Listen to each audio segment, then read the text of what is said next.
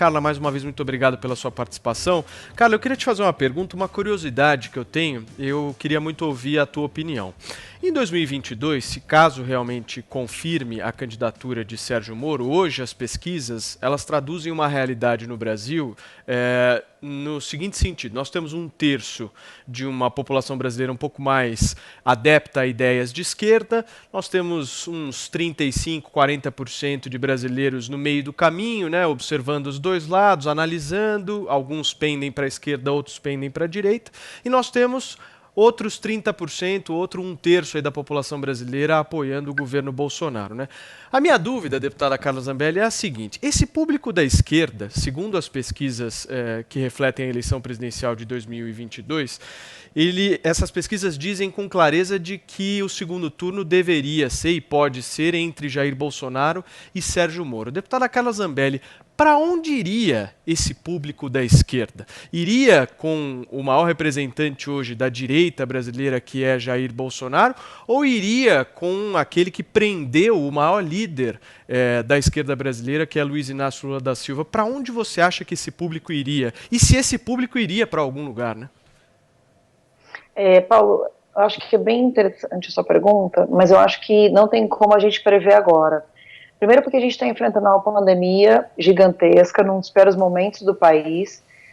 A gente tinha, até pouco tempo atrás, um país que estava começando a recuperar a economia, né, com a Previdência recém-aprovada, com uma tendência a aprovarmos uma reforma tributária que vai ajudar muito a população, uma reforma administrativa que vai reduzir os custos do Estado, enxugar o custo do Estado.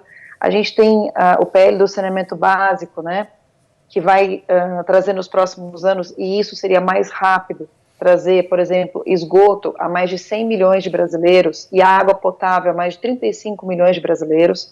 Então a gente está falando de um governo que também agora na pandemia, enfim, proporcionou a distribuição de 600 a 1.200 reais por mês em 3 parcelas, podendo se estender a 5 parcelas para, acho que 69 milhões de brasileiros, acho que é isso mesmo, 69 milhões de brasileiros. Então, assim, você vê que é um governo que, por mais que seja de direita, ele vem atendendo a expectativas de pessoas e população da esquerda.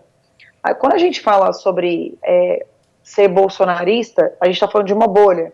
Quando a gente fala em ser lulista, a gente está falando de outra bolha, que eu acho que, inclusive, essa bolha reduziu bastante, e uma prova dela são as manifestações que nem o Lula solto conseguiu encher as ruas. Quando a gente fala de Moro, a gente fala também de uma bolha que entende que o Moro foi o responsável pela Lava Jato, o início dela, né, e que essas pessoas, a grande população, esse povo que está aqui embaixo, essas 69 milhões de pessoas que precisaram, por exemplo, do auxílio emergencial agora na época da pandemia, elas não estão preocupadas com direita e esquerda, elas estão preocupadas se elas vão ter água potável, se elas vão ter esgoto, se elas vão ter os 600 reais para poder comer, se elas vão ter um governo que não teve grandes escândalos de corrupção, por mais que o STF queira colocar esses escândalos como nos colocando como associação criminosa, etc., como se disseram ontem, né? O povo enxerga os feitos. Então, essa população, ela não é manobrável, como as pessoas imaginam. Ela é manobrável no sentido de que o Lula conseguia o voto dessas pessoas porque, por exemplo, 9 milhões de famílias eram praticamente chantageadas e dizendo assim, olha, você teve sua terra, né, seu assentamento dos sem terras, mas você não vai ter a sua escritura, porque você precisa continuar votando no PT. Tá? Okay. Essas 9 milhões de famílias, elas estão sendo atendidas agora pelo governo Bolsonaro, um governo de direita, que vai dar escritura para eles. Então, eu vejo uma possibilidade, sim, de uma parcela da população que as pessoas pensam que são de esquerda virem para o Bolsonaro porque perceberam no presidente uma pessoa preocupada com os mais pobres. Então, é mais ou menos assim que eu enxergo hoje. E eu acho que, pouco a pouco, as pessoas vão perceber que o Moro é uma figura difícil de ler. Né? O que a gente comenta aqui em Brasília era assim, que o Moro...